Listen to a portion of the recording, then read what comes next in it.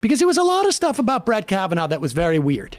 Not just the Blasey Ford accusations, but there was also a lot around like severe debt that Kavanaugh had that just sort of disappeared in the run-up to his being nominated. And the interesting thing about Kavanaugh is I can't remember if he was on the original Heritage list.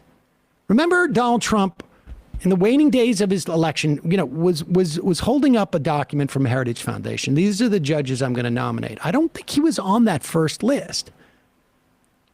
I think that, well, let's put it this way. He was supposedly Anthony Kennedy's choice.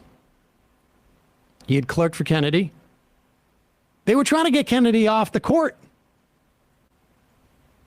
And they just so happened that they ended up nominating his choice. I'm sure that was a total coincidence. I'm sure it was a total coincidence that he came onto the list late, that he had just sort of like an amazing sort of just turnaround in terms of his personal debt that just went away. I mean, a significant amount of debt that he supposedly like... Tens of thousands, wasn't it? Like baseball tickets? Cards. Nationals tickets, he bought like tens of thousands of dollars of tickets for his buddies. And they theoretically all paid him off at one time. Huh.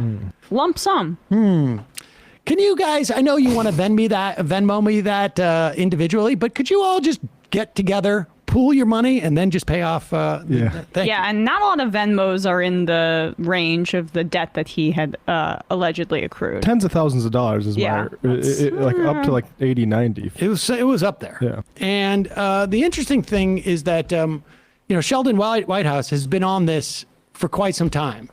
And on some levels, like you see him saying something here and something there. And if you start to tie together his talk about dark money and paying off all this stuff and whatnot, but here he is questioning FBI Director Christopher Wray. Remember Christopher Wray, appointed by whom? Donald Trump. Still in his position. Thank you, Biden. Yes.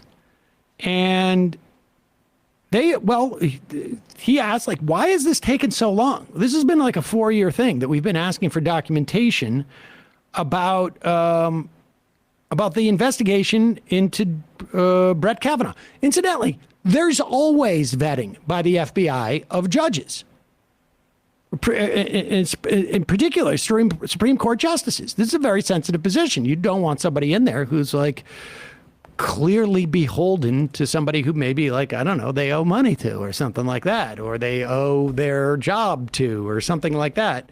And so the FBI is supposed to investigate this, but apparently they didn't really think it was that big of a deal.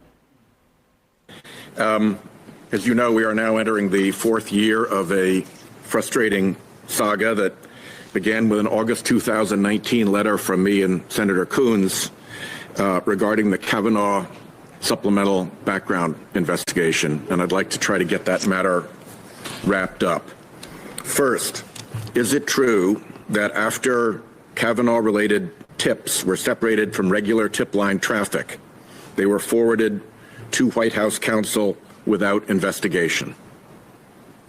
I apologize that in advance that it's been frustrating for you. We've tried to be clear about our process. I'll be less frustrated if you just answer the question. So when it comes to the tip line, we wanted to make sure that the White House had all the information we have. So when the hundreds of calls started coming in, we gathered those up, reviewed them, and provided them to the White House. Without investigation? We reviewed them and then provided them to You reviewed them for purposes of separating from tip line traffic, but did not further investigate the ones that related to Kavanaugh, correct? Correct. Is it also true that in that second? I'm sorry. It's just he's downplaying the numbers here. Jezebel's report from Thursday, 4,500 tips about Kavanaugh sexual assault were sent to the Trump White House. And the reason that there even was this particular emphasis on the FBI investigation is because when the Christine Blasey Ford accusations were coming out, there were accusations from the Republicans that this is getting so politicized. So let's give it to the FBI and they can figure out if there's any validity to sexual assault allegations against Brett Kavanaugh. And they said that it sounded like a joke at the time, but what they were trying to claim was, well, then this will be an independent, and then we'll be able to have some verification about his qualifications and his, non-predatory behavior. But the reality is that they were communicating with the Trump White House and sending tips during this independent investigation. And let's be clear, too. Saying that we sent the tips to the White House is the functional equivalent of saying we separated out the tips that were about Kavanaugh from the tips that came in about other things that the FBI does. And we took the Kavanaugh ones and we threw them away. We made sure that they were about Kavanaugh so that we weren't mixing them in with the other tips. And then we took them and we threw them in the garbage. But we then allowed essentially the White House to rummage through the garbage just in case they needed to cover any bases that, the exact word you'd have with an intelligence sort of agency, which is that you're not using this to investigate these things. You're using it to tip people off politically about what might be out there. Yeah, exactly. And I don't know, historically, there's never been any coordination between the executive branch and the FBI on things, right? I mean, that would just be beyond the pale. That would be ridiculous. Sorry, I didn't mean to interrupt, but I just wanted to give that context. If we keep going. Continue. Them for purposes of separating from tip line traffic, but did not further investigate the ones that related to Kavanaugh, correct? Correct. Is it also true that in that supplemental BI, the FBI took direction from the White House as to whom the FBI would question and even what questions the FBI could ask?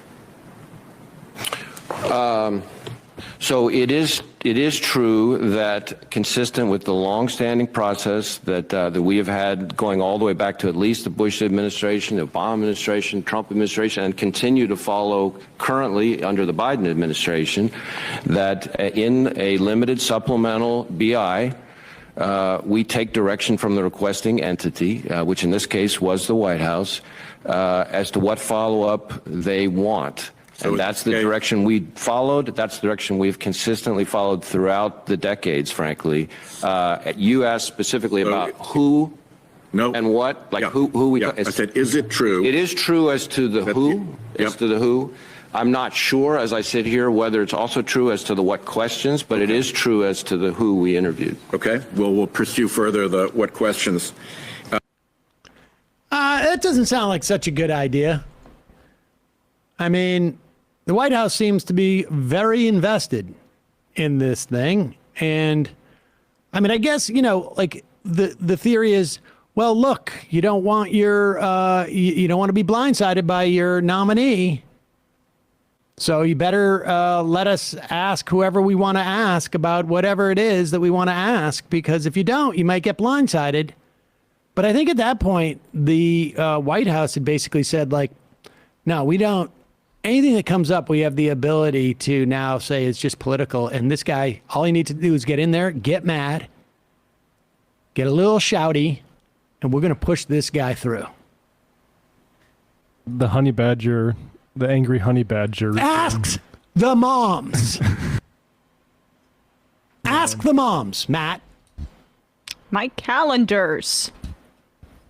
So there it is. Well, White House doesn't seem like he's going to let go of this, but we'll see. Again, Senate control come next January is going to make a big difference in this regard. And, here's another idea. Fire anybody that Donald Trump put into a position. I mean, how many more times, like how many different investigations do you need to see that these people are corrupted? And what was there as a quote apparently out from Milley that Trump was bemoaning the fact that Hitler had such loyal people working for him, and Trump didn't have, like, I want the Hitler type of guys, so that people can do memes about me, like when I'm yelling at them. The downfall, but we'll win this time.